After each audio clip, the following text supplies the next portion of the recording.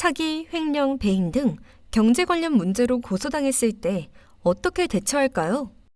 가끔 누군가가 사기를 당했다고 하면 사람들은 어떻게 사기를 당할 수 있지? 라는 생각을 하게 됩니다.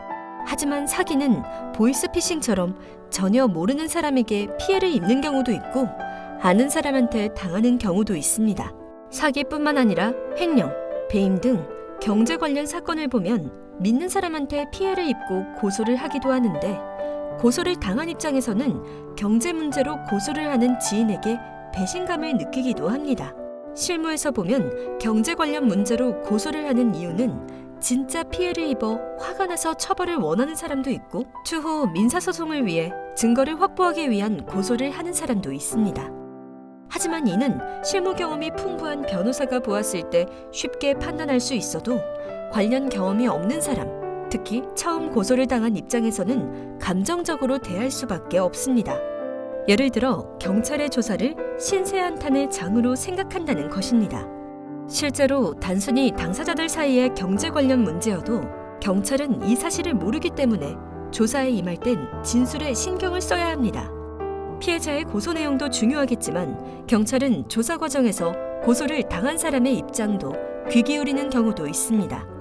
보통 고소를 당하면 경찰에 연락을 받고 조사 일정을 잡는데 이때부터 변호사와 상담을 해서 조사를 받을 때 어떤 점에 주의해야 하고 가능하면 변호사의 입회하에 조사를 받는 게 좋습니다. 실제로 사기, 배임, 횡령 등을 고의로 해서 경찰의 조사를 받을 때 백기투항하는 사람도 있습니다.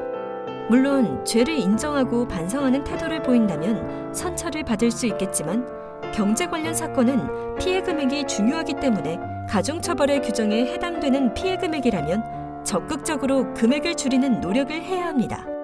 실무에서 피해자가 주장한 피해액에 대해 자세하게 확인을 하지 않고 무조건 반성만 하다가 오히려 예상보다 더 큰 처벌을 받기도 합니다.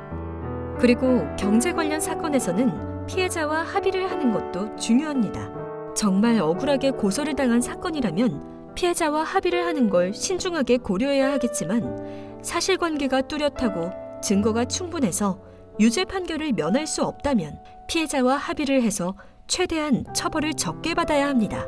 특히 경제 관련 사건은 피해자들이 고소를 하는 이유가 괘씸한 마음도 있겠지만 피해를 회복하기 위한 것도 있기 때문에 이런 심리를 잘 이용하여 합의를 보는 게 좋습니다. 더 많은 유익한 법률 상식을 알고 싶으시다면 미넨폴리스를 구독해 주시길 바랍니다.